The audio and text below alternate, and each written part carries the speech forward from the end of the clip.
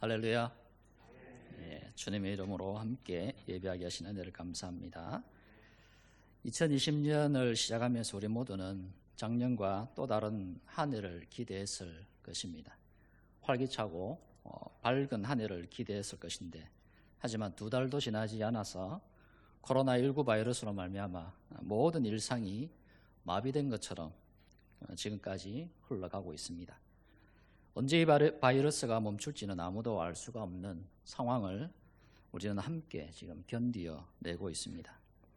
그런 가운데 깨닫게 되는 것은 일상의 삶을 자연스럽게 살아갈 수 있는 것이 얼마나 큰 축복인지를 깨닫게 됩니다. 또한 교회가 공적으로나 공동체로 모일 수 있다는 것이 얼마나 큰 복이고 위로인지를 깨닫게 됩니다. 지금 전 세계는 금전적인 손해뿐만 아니라 경제적, 사회적, 종교적, 문화적, 교육적 전반에 걸쳐서 지금 고스란히 피해를 함께 겪고 있습니다. 앞으로 식량 문제도 대두되고 있는 그런 상황이죠. 이런 상황에서 우리는 예수 그리스도의 고난과 십자가, 죽음과 부활을 기념하는 절기인 종료주일을 맞이하고 있습니다. 우리 교회와 온 성도들은 이 한 주간 예수님의 십자가 고난을 묵상하면서 이 시대의 아픔과 고통과 괴로움을 직시할 수 있어야겠습니다.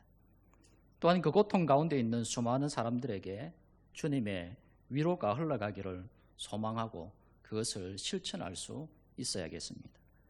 이 실천을 위해서 우리가 어떻게 해야 할지를 말씀을 통해서 함께 은혜를 얻고자 합니다. 오늘 말씀을 통하여 우리는 예수님의 공생의 마지막 한 주간의 시작인 예수님의 순환의 시작을 생각하게 됩니다. 예수님께서는 이미 자신의 사역을 통하여 자신의 메시아 되심을 병고침 사역으로 드러내시고 또 귀신을 쫓아내면서 드러내시고 하나님 나라를 가르치시면서 드러내셨습니다. 이제 그 메시아 되심을 공적으로 공생의 마지막 한 주간에 자신의 받을 그 고난과 십자가의 죽음으로 완전하게 드러내십니다. 예수님의 공생의 사역 가운데 마지막 한 주간의 시작을 알리면서 이 마가는 예수님은 구약의 선지자들을 통하여 예언되었던 메시아, 그리스도임을 구약 성경을 인용하면서 증거를 합니다. 그리고 그리스도가 예언을 성취하러 오신 메시아임을 이사야 62장 11절과 스가랴 9장 9절을 통해서 증명을 해주고 있습니다. 이제 저 마가는 예수님은 고난받는 종, 겸손의 왕으로 오신 분이라는 것을 구약을 통해서 증명합니다. 오신 메시아가 오늘 예루살렘으로 입성하는데 승리의 입성을 하셨다는 것을 마가는 알리고 있습니다. 예수님은 공생의 마지막 일주일에 고난을 시작하는 사건이 예루살렘 입성 사건으로 시작하셨습니다. 이 날을 우리는 종료주일이라 그렇게 부릅니다. 예수님은 아직 아무도 타보지 않은 나귀 새끼를 타고 예루살렘에 입성하십니다. 이 나귀는 겸손과 평화를 상징하는 나귀입니다. 그리고 아무도 타보지 않은 나귀 새끼라는 것은 그만큼 순결성을 강조하고 있는 겁니다. 흠없는 것을 하나님께 드린 것처럼 흠없는 예수님이 흠없는 것을 타고 들어오시는 그 순결성을 말해주고 있습니다. 예수님 주위에 몰려든 무리들은 그들이 늘 생각해오던 메시아를 염두에 두고 예수님께 환호하고 있었습니다. 메시아가 로마를 무너뜨리고 자신들을 해방시켜서 새로운 이스라엘 왕국을 건설할 것을 기대하면서 예수님을 그렇게 대대적으로 환영하고 있었습니다. 하지만 예수님은 그런 그들의 환호와는 달리 행동하십니다. 다만 성전을 돌아본 후에 베다니로 돌아가셨습니다. 예수님께서는 예루살렘으로 곧장 들어가시지 않으시고 예루살렘에서 한 3km 정도 떨어진 베다니에서 유숙하시면서 안식일, 토요일을 보내신 후에 다음 날 곧 일요일에 벳바게를 거쳐 예루살렘에 승리 입성을 하십니다. 예수님께서 예루살렘 성으로 입성하시는 모습은 영광스러운 하나님의 도성에 메시아가 입성한다는 그 의미를 담고 있습니다. 장차 이곳에서 순환과 십자가에 못 박혀 죽임을 당하실 것임을 함축하고 있는 내용입니다. 베다니로 돌아가신 내용을 마가만 기록하고 있습니다. 예루살렘 성에 들어가셔서 성전을 살피신 후에 다시 베다니로 가셨다고 다음 날 다시 성전을 청결하셨다 청결케 하셨다라고 하셨습니다. 베단이라는 지명이 가지고 있는 의미는 슬픔의 집입니다. 벳바게라는 지명이 가지는 의미는 설익은, 덜익은 무화과의 집이라는 뜻입니다. 여리고에서 예루살렘으로 들어가기 위해서는 반드시 베다니를 지나야만 예루살렘으로 들어갈 수 있습니다. 이 베다니는 우리가 알듯이 마리아와 마르다, 나사로의 고향이기도 합니다. 벳바게와 베다니를 지나야 예루살렘으로 들어가는데 이미 마가는 예루살렘의 상태를 이 슬픔의 집의 상태, 주께서 원하시는 열매가 없는 상태를 먼저 말하고자 한 것으로 보입니다. 예루살렘 성의 이스라엘 유대 백성의 상태가 지금 그런 상태라는 겁니다. 예루살렘이 현재와 미래를 살짝 미리 보여주고 있습니다. 이스라엘의 믿음이 설익어서 열매 맺지 못함으로 말미암아 슬픔으로 가득한 곳이 되었고 또 앞으로 더 심하게 될 것이라는 것을 미리 예고해 주고 있습니다. 실제로 예수님은 누가복음 19장 41절과 44절에서 이렇게 말씀하셨습니다. 예루살렘 성에 가까이 오셔가지고 성을 보시고 우셨다라고 기록하셨습니다. 이르시되 너도 오늘 평화에 관한 일을 알았더라면 좋을 뻔하였거니와 지금 네 눈에 숨겨졌도다. 날이 이를지라 네 원수들이 토둔을 쌓고 너를 둘러 사면으로 가두고 또 너와 및 그 가운데 있는 내 자식들을 땅에 메어치며 돌 하나도 돌 위에 남기지 아니하리니 이는 내가 보살핌 받는 날을 알지 못함을 인함이니라 하셨습니다. 예루살렘 성의 장례를 애통해 하시는 예수님의 눈물이었습니다. 예수님이 예루살렘 성의 입성 목적은 첫 번째는 성전을 살피기 위함이었습니다. 둘째는 십자가에 죽으시기 위함이었습니다. 예루살렘 성전은 유대인들의 마음을 훔치기 위한 정략적인 차원에서 헤롯에 의해서 BC 20년쯤에 착공되어서 80여년간 건축이 되어졌습니다. AD 64년쯤에 완공되어서나 6년 뒤 70년에 로마 디도 장군에 의해서 완전히 파괴됩니다. 예수님 당시에는 아직 완공되지 않은 상태였습니다. 그래서 요한복음 2장 20절에 유대인들이 이르되 이 성전은 46년 동안의 지역권을 네가 3일 동안에 일으키겠느냐 하더라. 그렇게 예수님께 사람들이 말했던 겁니다. 엄청나게 화려하게 지어지고 있는 성전이었지만 이 성전은 형식적이고 위선적인 그 유대교를 그대로 반영해주고 있는 모습입니다. 실제로 마태복음 13장 1, 1절에서 제자들은 헤롯 성전의 화려함을 예수님께 자랑합니다. 예수님께서는 그 성전이 돌 위에 돌 하나도 남지 않고 다 무너뜨려질 것이다 라고 그렇게 대답을 해주었습니다. 예루살렘 성을 향한 예수님의 눈물은 하나님의 눈물이었고 메시아의 사랑의 눈물이었습니다. 얼마나 자기 백성을 사랑하셨는지를 알 수 있습니다. 이는 예수님 당시의 사람들을 향한 눈물만이 아니라 장차 인류의 아픔을 보고 온 세상 모든 피조물의 고난까지도 내다보신 예수님의 눈물이었습니다. 이 눈물은 오늘 우리 시대를 향한 눈물이기도 합니다. 여전히 죄로 말미암아 고통하는 인류를 향한 예수님의 눈물입니다. 불쌍히 여기시는 주님의 마음과 눈물을 교회에 누리는 오늘 기억해야 합니다. 그리고 이 세상에서 고통하는 교회와 성도들의 고통과 고난을 위로하시고 더 나아가 세상 가운데 예수 그리스도를 알지 못하여 죄의 노예로 고통하는 인생들을 향한 눈물임을 교회는 이 종료주일에 기억해야 합니다. 이 세상을 향한 주님의 이 마음을 예수를 먼저 믿은 우리가 전해야 하고 실천해야 합니다. 이것이 주님이 오늘 우리에게 원하시는 마음입니다. 종료주일에 우리는 이 마음으로 주님을 기억하고 고통 가운데 있는 세상을 향해 위로를 흘려 보낼 수 있어야 합니다.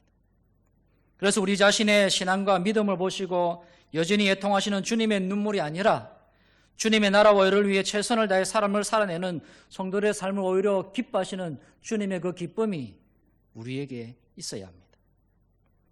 이 세상에 우리 주위에 주님의 위로를 전하기 위해서 우리는 이 본문 속에서 먼저 생각해 볼 것이 있습니다. 먼저 여기서 우리를 향해 날마다 순간마다 찾아오시는 주님의 모습을 생각해야 합니다. 예수님은 우리와 친밀한 교제를 원하십니다. 그 친밀한 교제는 우리 개인적인 교제뿐만 아니라 우리 삶 속에서 세상과 함께하는 그 교제 속에서 친밀한 교제를 하기를 원하십니다. 하지만 우리는 주님의 방문을 우리 스스로 외면하고 있지 않는지 우리 자신을 살펴보아야 합니다. 예수님은 예루살렘 성에 들어가신 이유가 두 가지라고 말씀드렸습니다. 성전에 들어가기 위함이었습니다. 성전을 살피기 위함이었습니다. 또 하나는 십자가에 죽기 위해서입니다. 예루살렘 성전은 예수 그리스도의 모형이고 예표입니다. 성전이란 하나님의 임재의 상징입니다. 성전은 임마누엘이신 예수님께서 자신의 백성들과 함께 하심에 대한 모형이었고 예표였습니다. 예수님께서는 이 성전의 한계를 무너뜨리시고 자신의 백성들에게 참 성전이신 예수님이 영원히 함께 하시고자 하셨기에 성전에 먼저 가셔서 살피셨던 겁니다. 인간이 가지고 있는 그 성전의 한계, 인간이 만들어 놓은 그 성전의 한계를 이제 무너뜨리시고 그 성전의 한계를 영원토록 보존하시기 위해서 우리에게 오시기 위해서 성전을 살피셨던 겁니다. 구약의 예언처럼 이제 참 성전이신 예수님께서 건물인 모형과 예표가 아닌 참 성전으로 하나님 나라 백성의 심령에 임하고자 하셨기 때문에 살피신 겁니다. 그 예언을 성취하고자 하신 겁니다. 그래서 십자가의 죽음으로 말미암아 3일 만에 다시 살아나셨던 겁니다. 부활하신 주님은 참 성전이신 자신을 자신의 백성들의 심령에 짓겠다고 하셨던 겁니다. 그래서 예수님은 먼저 참 성전된 자신을 향한 이스라엘의 믿음 없는 상태를 살피셨던 겁니다. 아니, 보여주고자 했던 겁니다. 물론 예수님은 이미 그 믿음 없음을 알고 계셨습니다. 그럼에도 불구하고 이스라엘의 믿음 없음이 어느 정도인지를 성전을 살피면서 마지막 공생의 한 주간을 시작하셨던 겁니다. 온전히 성도들의 각자의 심령에 충만으로 임하시기 위해서 그렇게 살피신 겁니다. 임마누엘의 주님으로 우리들과 더 친밀하게 함께 하시기 위해서 살피신 겁니다. 예수님의 말씀처럼 주님의 말씀이 우리 안에, 우리가 주님 안에 거하는 친밀한 연합을 이루고자 살피신 겁니다. 그래서 예루살렘에 들어오셨고 성전을 먼저 살피셨고 더 나아가 성전을 청결하게 하셨던 겁니다. 오늘 종료주일에 우리 모두는 임마누엘의 예수 그리스도와 얼마나 친밀하게 살고 있는지 질문해야 하고요. 그 질문 앞에 겸손히 무릎 꿇어 회개할 수 있는 것은 회개해야 합니다. 가장 먼저 지금 오늘 여기서 나는 그리고 우리 교회 공동체는 얼마나 주님과 친밀한 가운데 함께하고 있는지를 살펴야 합니다. 하나님을 사랑하고 내 이웃을 내 몸과 같이 사랑하라고 하신 그 주님의 명령 앞에 우리의 신앙과 삶을 점검해 보는 것이 종료주일의 또한 참된 의미가 아니겠습니까? 코로나19 바이러스로 인해서 우리뿐만 아니라 수많은 사람들이 어려움을 겪고 있습니다. 저는 얼마 전에 백혈병 소아암 환우들에게 마스크와 손 세정제를 배달하는 자원봉사를 하루 오전 중에 이렇게 한 적이 있습니다. 한 단체를 통해서 그들에게 전해지는 마스크와 손 세정제는 이들에게 아주 중요한 물품 중에 하나입니다. 이들은 항상 마스크가 필요한 사람들이었습니다.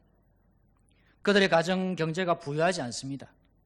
그들은 우리에게 필요한 것 좀 갖다 주세요 하라고 그렇게 말하지 않습니다. 그들의 자녀들이 백혈병 소아암 환자라고 알리는 분들이 아닙니다. 이거 배달해 주는 일도 인터넷으로 모집해서 한 겁니다. 알려주면 그냥 그 주소 그대로 연락해서 필요한 만큼 한 주 쓸 만큼, 그래서 매주 배달을 합니다. 한 주 쓸 만큼 그들에게 배달을 해줍니다. 그 신청을 받아서 그 주소지로 배달해 주게 됩니다. 저는 그 봉사활동을 하루 하면서 느낀 바가 참 많았습니다. 제가 목사지만 지금까지 세상을 살면서 내 주변의 이웃들의 그런 필요를 정말 너무 많이 모르고 살았다라는 것을 깨달았습니다. 그래서 이제 더 찾아봐야 되겠다라고 다짐을 했습니다. 그래서 그들의 필요를 조금이라도 채워주는 목표를 더 구체적으로 해야겠다라고 결정을 했습니다. 더 많은 세상 사람들이 교회의 도움의 손길을 기다리고 있을지 모릅니다. 아마 기다리고 있다고 저는 생각합니다. 비록 교회가 이 시대 가운데 손가락질 받는 불신의 대상이 되었을지라도 말입니다. 사랑은 진실하기 때문에, 주님의 사랑은 그들에게 진실되게 통하게 되어 있기 때문입니다. 교회의 이름으로 보다는 그저 이웃으로 그들을 도울 때 예수님의 함께 하심은 더 크게 우리에게 임재하고 더 크게 우리에게 다가올 것입니다. 성전된 우리가 주님을 섬기고 예배하고 헌신한다고 하지만 정작 교회 안에서만 이루어지고 있지 않는지, 내 이웃 가운데 내가 모르는 그들의 아픔과 고통과 어려움이 있을 것인데 나의 눈에는 그것이 보이지 않고 있지는 않는지 살펴보고 질문해 보아야 합니다.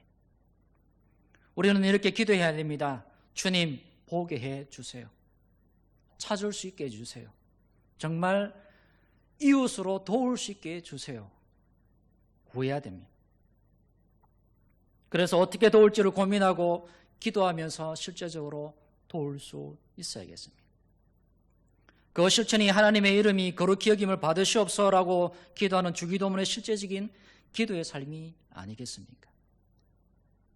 예수님께서 2020년 4월 5일 종료주일에 그저 예수님의 고난과 십자가만 묵상할 것을 원하실까요? 저는 그렇게 생각하거나 그렇게 믿지 않습니다. 기억도 해야 하고 기념도 해야 하지만, 그러면 오늘날은 우리는 어떻게 주님의 고난과 십자가의 죽음이 헛되지 않도록 나를 부인하고 내 십자가 지고 예수님 따른 제자로 살아갈 것인지를 물어야 합니다. 찾아야 합니다. 그 삶을 살기를 원한다고 주님이 우리를 부르셨거든요.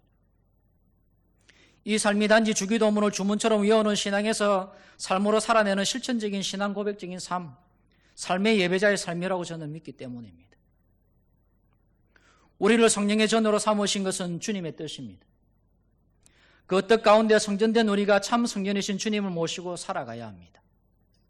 주님을 모시고 살아가는 실제적인 신앙의 삶에 우리를 찾아오셔서 보실 때 과연 예수님이 나와 우리 교회의 삶을 흡족해 하실까요? 아니면 다 엎으시고 새롭게 하시기를 원하실까요? 우리 모두가 주님이 성전 삼으신 우리에게 찾아오셔서 흡족해 하는 신앙의 삶이 되기를 주님의 이름으로 축원합니다. 예수님을 흡족하게 해드리기 위해서 오늘 말씀 가운데 제자들에게 말씀하신 것처럼 맞은편 마을로 가라. 그리로 들어가면 곧 아직 아무도 타보지 않은 나귀 새끼가 매여 있는 것을 보리니 풀어 끌고 오라. 만일 누가 너에게 왜 이렇게 하느냐 묻거든 주가 쓰시겠다 하라. 그리하면 즉시 이리로 보내리라. 하신 말씀에 순종하여 가서 말씀하신 그대로 한 것처럼 주의 말씀대로 하나님을 사랑하고 내 이웃을 내 몸같이 사랑하는 말씀을 실천하는 겁니다. 말씀대로 순종하는 삶을 통하여 우리는 예수님을 따라가는 제자로 살아갈 수 있게 됩니다. 종료주의를 하나의 절기로 지키는 것이 아니라 진정 주님의 고난과 십자가의 죽음을 삶으로 살아내므로 예수님의 고난과 십자가의 죽음을 바르게 기념하는 한 주간을 살아갈 수 있습니다.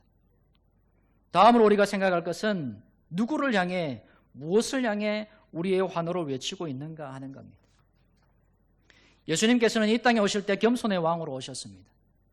마가는 이 부분을 강조하기 위해 구약의 이사야, 스가랴 선지자 예언을 인용하였다고 말씀드렸습니다. 사도 바울은 예수님의 겸손에 대해서 말씀하시기를 빌립보서 2장 5절과 8절에 그렇게 말씀합니다. 너희 안에 이 마음을 품어라.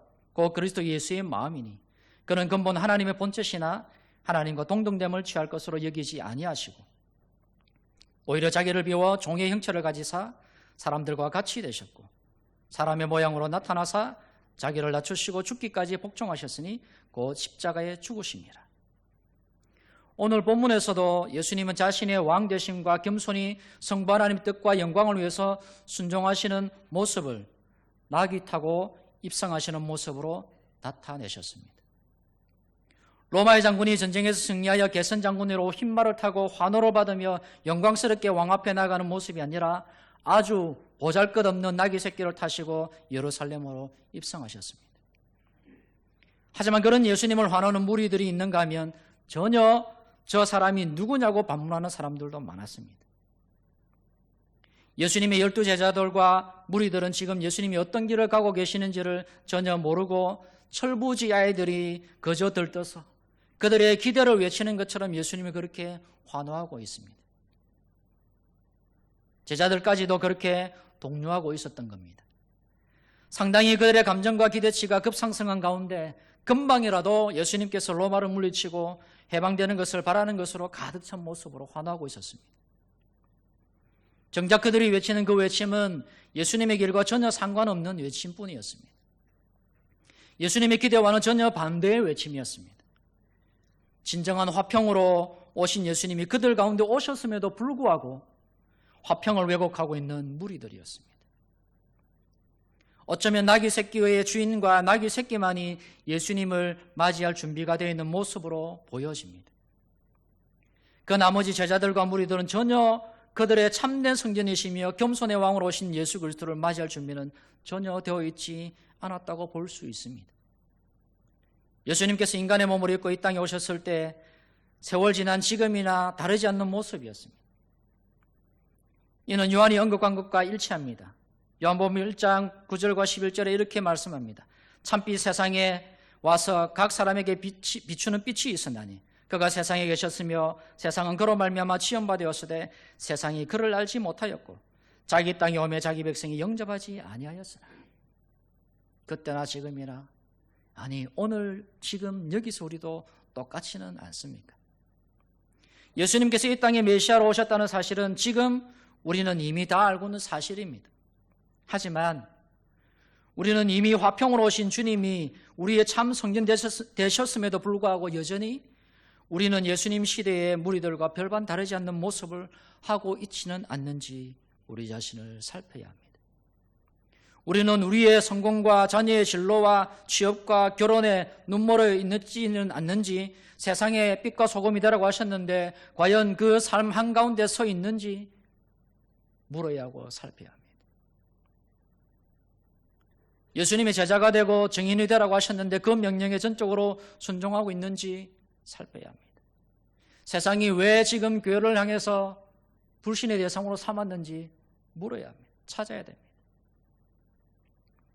어쩌면 우리 자신들이 신앙의 철부지가 되어서 엉뚱한 것을 가지고 지금 예수님 믿는다라고 환호를 하고 있고 외치고 있는지 모릅니다. 우리 자신들의 신앙의 그 철부지로 하나님의 뜻과 예수님과 함께하는 삶에 대해서 설익은 무화과나무 그 무성한 벳바게와 그로 인해 신음하고 있는 슬픔의 도시 지역 베다니의 모습이 우리의 모습이 아니냐. 오늘은 예수님의 고난과 십자가의 죽으심을 기억하고 기념하는 한 주간이 시작하는 종료주일입니다. 예수님은 죄 가운데 있던 나를 우리를 구원하시고 나의 죄와 우리의 죄를 온전히 감당하셔서 십자가에 죽으셨습니다. 또한 3일 만에 부활하셨습니다. 오늘 우리 모두가 주님과 그 말씀을 바르게 알고 깨달아 살아가면서 만족하고 있는지 우리에게 질문할 필요가 있습니다.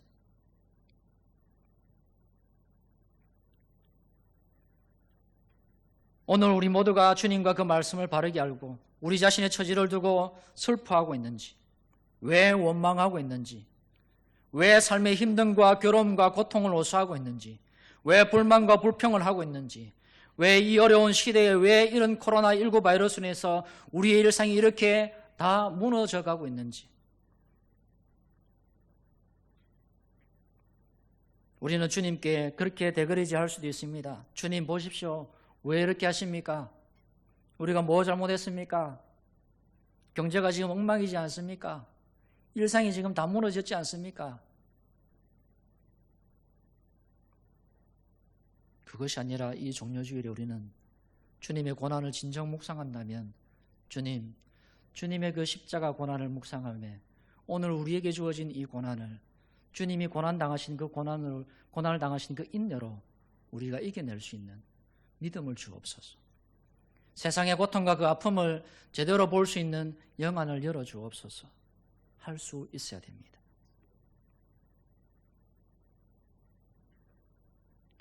주의 뜻이 어디에 있는지를 진심으로 잠잠히 물어야 하지 않겠습니까? 내 안에 계신 성령의 인도를 구해야 하지 않겠습니까? 주님은 어디 계실까요?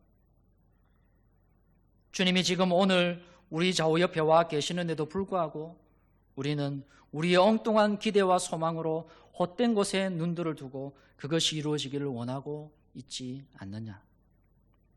과연 마라나타 주 예수여 어서 오시옵소서라고 삶으로 외칠 준비가 우리는 지금 되어 있는가? 내가 거룩하니 너희도 거룩하라고 하셨습니다. 믿는 자의 거룩과 성결을 구비하라고 하셨습니다. 이 종료주일에 먼저 우리를 성전 삼으신 주님의 뜻을 따라 우리가 성전으로서 얼마나 주님이 원하시는 열매를 맺고 있는지를 우리는 살펴볼 수 있어야겠습니다. 그 열매를 맺기 위해서 주의 말씀대로 듣고 보고 배우고 확신한 것, 믿은 대로 얼마나 살아왔는지를 돌아볼 수 있기를 바랍니다. 또한 주님을 바라보는 우리의 시선이 세상을 향하고 우리 자신만을 향한 시선이 아니라 주님이 가신 그 십자가의 길, 그 좁은 그 길을 온전히 바라보는 믿음과 그 신앙의 삶을 우리가 살아낼 수 있기를 더욱더 강구할 수 있기를 바랍니다. 나를 부인하고 내가 내 십자가 지고 예수님 따라가는 제자의 길을 이제는 더 분명하고 단호하게 믿음으로 걸어가는 우리 모두가 되시기를 주님의 이름으로 축원합니다. 그 길에 성령이 나와 우리와 함께 하시고 믿음의 믿음으로 주의 영광을 드러내는 아름다운 열매를 풍성히 맺어가는 우리 모두가 되기를 주님의 이름으로 축원합니다.